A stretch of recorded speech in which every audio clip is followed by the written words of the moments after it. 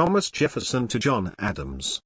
Dear Sir, by our post preceding that which brought your letter of May 21st, I had received one from Mr. Malcolm on the same subject with yours, and by the return of the post had stated to the President my recollections of him.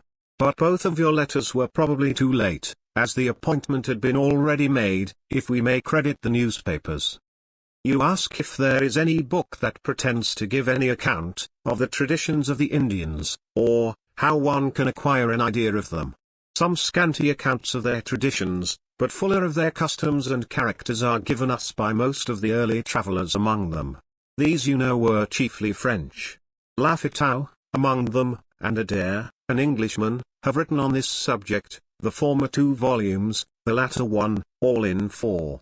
But unluckily, Lafitau had in his head a preconceived theory on the mythology, manners, institutions, and government of the ancient nations of Europe, Asia, and Africa, and seems to have entered on those of America, only to fit them into the same frame, and to draw from them a confirmation of his general theory.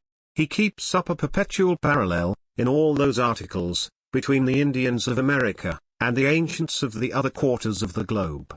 He selects therefore all the facts, and adopts all the falsehoods which favor his theory, and very gravely retails such absurdities as zeal for a theory could alone swallow. He was a man of much classical, and scriptural reading, and has rendered his book not unentertaining. He resided 5 years among the northern Indians, as a missionary, but collects his matter, much more from the writings of others, than from his own observation. Adair too, had his kink. He believed all the Indians of America to be descended from the Jews, the same laws, usages, rites and ceremonies, the same sacrifices, priests, prophets, fasts and festivals, almost the same religion, and that they all spoke Hebrew. For although he writes particularly of the southern Indians only, the Catawbas, Creeks, Cherokees, Chickasaws, and Choctaws, with whom alone he was personally acquainted, yet he generalizes whatever he found among them, and brings himself to believe that the 100 languages of America, differing fundamentally every one from every other, as much as Greek from Gothic, have yet all one common prototype. He was a trader, a man of learning, a self-taught Hebraist, a strong religionist, and of as sound a mind as Don Quixote, in whatever did not touch his religious chivalry. His book contains a great deal of real instruction on its subject, only requiring the reader to be constantly on his guard against the wonderful obliquities of his theory. Scope of your inquiry would scarcely, I suppose, take in the 3-folio volumes of Latin of De Bry. In these facts, and fables, are mingled together, without regard to any favorite system. They are less suspicious, therefore in their complexion, more original and authentic, than those of Lafitau and Adair. This is a work of great curiosity, extremely rare, so as never to be bought in Europe, but on the breaking up, and selling some ancient library. On one of these occasions, a bookseller procured me a copy, which, unless you have one, is probably the only one in America. You ask further, if the Indians have any order of priesthood among them, like the Druids, bards, or minstrels of the Celtic nations. Adair alone, determined to see what he wished to see in every object, metamorphoses their conjurers into an order of priests, and describes their sorceries as if they were the great religious ceremonies of the nation.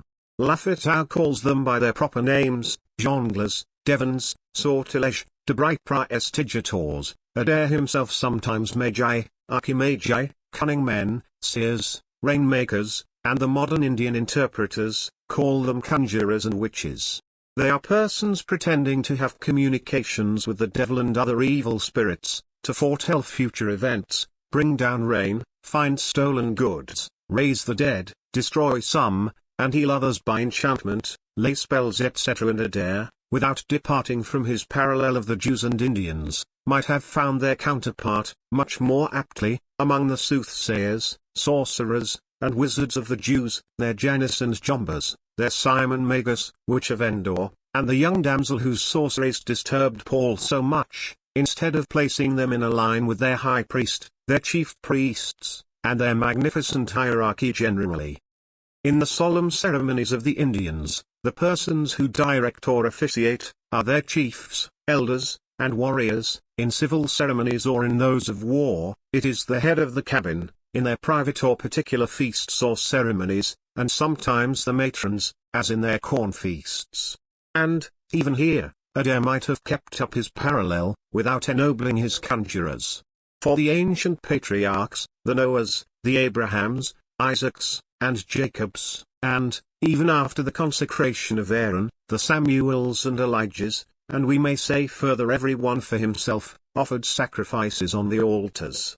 The true line of distinction seems to be, that, solemn ceremonies, whether public or private, addressed to the Great Spirit, are conducted by the worthies of the nation, men, or matrons, while conjurers are resorted to only for the invocation of evil spirits. Present state of the several Indian tribes, without any public order of priests, is proof sufficient that they never had such an order. Their steady habits permit no innovations, not even those which the progress of science offers to increase the comforts, enlarge the understanding, and improve the morality of mankind. Indeed, so little idea have they of a regular order of priests, that they mistake ours for their conjurers and call them by that name. So much in answer to your inquiries concerning Indians, a people with whom, in the very early part of my life, I was very familiar, and acquired impressions of attachment and commiseration for them which have never been obliterated.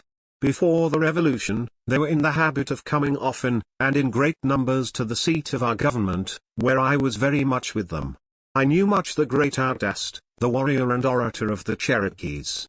He was always the guest of my father, on his journeys to and from Williamsburg. I was in his camp when he made his great farewell oration to his people, the evening before his departure for England. The moon was in full splendor, and to her, he seemed to address himself in his prayers for his own safety on the voyage, and that of his people during his absence. His sounding voice, distinct articulation, animated action, and the solemn silence of his people at their several fires, filled me with awe and veneration, although I did not understand a word he uttered. That nation, consisting now of about 2,000 warriors, and the Creeks of about 3,000, are far advanced in civilization. They have good cabins, enclosed fields, large herds of cattle and hogs, spin and weave their own clothes of cotton, have smiths and other of the most necessary tradesmen, write and read, are on the increase in numbers, and a branch of the Cherokees is now instituting a regular representative government. Some other tribes were advancing in the same line. On those who have made any progress, English seductions will have no effect. But the backward will yield, and be thrown further back. These will relapse into barbarism and misery, lose numbers by war and want, and we shall be obliged to drive them, with the beasts of the forest into the stony mountains. They will be conquered however in Canada. The possession of that country secures our women and children forever from the tomahawk and scalping knife, by removing those who excite them, and for this possession, orders I presume are issued by this time, taking for granted that the doors of Congress will reopen with a declaration of war. That this may end in indemnity for the past, security for the future, and complete emancipation from Anglomany, Gallomany, and all the manias of demoralized Europe, and that you may live in health and happiness to see all this, is the sincere prayer of yours affectionately, Thomas Jefferson. Thomas Jefferson made some remarks that would lead John Adams to believe that James Adair was not correct concerning Adair's personal observations of the Indians. The earliest discoveries of the aboriginal inhabitants of North America came by way of Fernando de Soto, Christopher Columbus, and James Adair.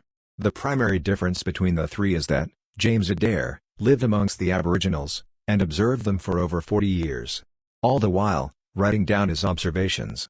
The book by James Adair is entitled The History of the American Indians, was published in 1775.